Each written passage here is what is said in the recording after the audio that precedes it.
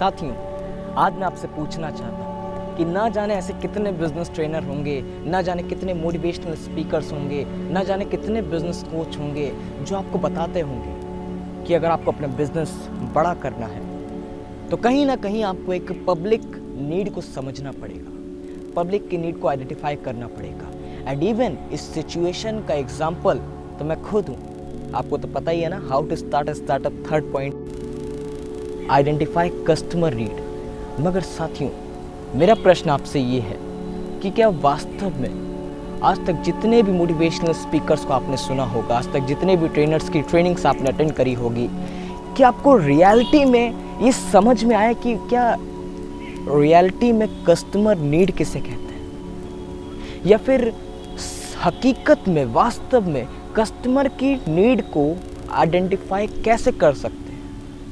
Well, अगर मैं सच बताऊं ना तो ये सब सिर्फ थियोरेटिकल बातें होते हैं, मगर आज मैं एक पूरी कोशिश करूंगा कि मैं आपको कस्टमर नीड एक एज अ प्रैक्टिकल सॉल्यूशन आपको दे पाऊं। नमस्कार साथियों, आज एक बार फिर मैं अक्षय श्रीवास्तव प्रेम पूर्वक आप सभी का अपने चैनल पर आज हार्दिक स्वागत करता हूं। आज के इस पूरे ज्ञान को मैंने एक छोटी सी मोटिवेशनल स्टोरी में ट्रांसफॉर्म करने की पूरी कोशिश की है, इसलिए वीडियो पसंद आ रहा हो तो लाइक करना मत भूलिएगा। और एंड में आपसे एक ही रिक्वेस्ट रहती है, वो एंड में आपको पता चल जाएगी। साथियों, आपको तो पता ही, अभी हाल ही में मेरा एक न्यू दिल्ली टूर हुआ था। मैंने देखा वहाँ पर लाल किले के पास, वहाँ पर काफ़ी खूबसूरत, बहुत ही उत्तम, बहुत ही प्यारे प्यारे पंछी बिकते हैं। जी हाँ, अब नॉर्मल पंछियों का प्राइस क्या होता है? 1000, 2000, 3000 बस। मगर एक व्यक्ति को एक बहुत ही खूबसूरत तोता वहाँ पर पसंद आया। जब उस व्यक्ति ने उस तोते के बारे में, उस तोते का प्राइस जब सेलर से पूछा तो सेलर ने एक ऐसा जवाब दिया जिसको सुनने के बाद आप पूरी तरीके से आश्चर्यजनक रह जाएंगे। उसने उस तोते का प्राइस ना तो 1000 बताया, ना 2000, ना 3000, बल्कि उस तोते का प्राइस उसने 21,000 रुपये बताया। जी हाँ, 21,000 रुपीज़। अब जो चीज़ नॉर्मली 1-2 हज़ार रुपये में मिलती है, जब उसका प्राइस आप सीधे 21,000 सुनोगे तो आप हैरान तो हो ही जाओगे।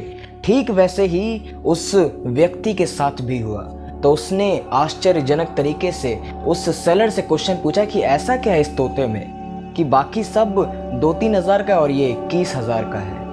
सेलर ने कहा, सर ये तोता बोलता है, वो भी बिना सिखाए। और ये सुनते ही उस व्यक्ति ने उस तोते को फौरन वहीं पर खरीद लिया। तो वो तोता वो अपने घर ले गया। कुछ घंटे हुए, कुछ दिन बीते, मगर वो तोता नहीं बोला। आदमी ने 21,000 रुपये उस तोते पर लगाए थे, तो उसने सोचा कि क्यों ना इस सेलर से जाकर इसका जवाब लिया जाए। वो सेलर के पास गया, गुस्से में उसने पूछा कि भाई तेरा तोता तो नहीं बोला, इसका रीज़न क्या है? उसने बताया, शांति जनाब, शांति। मुझे एक बात बताइए, आप तोता किस चीज़ में ले गए थे? उसने बोला पिंजड़ा था। बोला पिंजड़ा किस चीज़ का था? बोला लोहे का। उसने बोला आपने रखा किस में था? बोला उसी पिंजड़े में रखा था। उसने बोला यही तो गलती है, आप एक खास तोता लेकर गए हैं, आप कोई आम तोता नहीं लेकर गए। एक खास तोता कैसे नॉर्मल से पिंजड़े में रहकर आपसे बातचीत कर सकता है, आप मुझे बताएंगे? उसने बोला बात तो इसकी ठीक है। उसने एक सजेशन दिया कि इस तोते को एक बढ़िया से वेल मेंटेन को इस सोने चांदी के पिंजड़े में रखिए, काफ़ी बड़ा हो। अब व्यक्ति अमीर था, उसके पास पैसे की कोई कमी नहीं था। उसने 3-4 दिन का ऑर्डर देकर एक सोने का पिंजरा बनवा दिया उस तोते के लिए। काफ़ी बड़ा था, बहुत अच्छा था। फिर 2-4 दिन और बीते, मगर तोता ना बोला। अब आदमी को और गुस्सा आया। बोला इतना पैसा लगा दिया, तोता नहीं बोल रहा। वो फिर से उसी सेलर के पास बोला शांति जनाब, शांति। मुझे एक बात बताइए, आपने तोते को किस में रखा था? बोला जैसे तुमने बताया था, एक सोने का पिंजरा मैंने बनवाया। बोला अब इतना बड़ा पिंजरा खरीद लिया और इतना खास तोता है, तो उसके लिए कुछ मनोरंजन चीज़ तो रखो उसमें, कोई झूला लगाओ, कोई सीढ़ी लगाओ। भैया खास तोता है, थोड़ा माहौल बनाएगा तो बोलेगा। उसने बोला बात तो तेरी ठीक है, फाइन, समझ गया, ठीक है। तो अब उसने उसमें सीढ़ी भी लगवा दी, झूले भी लगवा दिए, तोता ऊपर नीचे भी करने लगा, मैं तोता नहीं बोला। और 2-4 दिन जैसे ही और बीते तो हुआ क्या, वो तोता मर गया। तोता मर गया। अब जिसने इतने रुपए बस एक तोते पर खर्च किए हों और तोता मर गया, एंड में कुछ नहीं बोला, तो आदमी सोचिए कितना आग बबूला हो गया होगा। उसके पास कुछ आंसर नहीं था, वो इतना गुस्से में था और गुस्से में ले जाकर उसने पिंजड़ा तोते सहित ऐसा फेंका वहां सेलर की दुकान पर कि सेलर भी हैरान हो गया।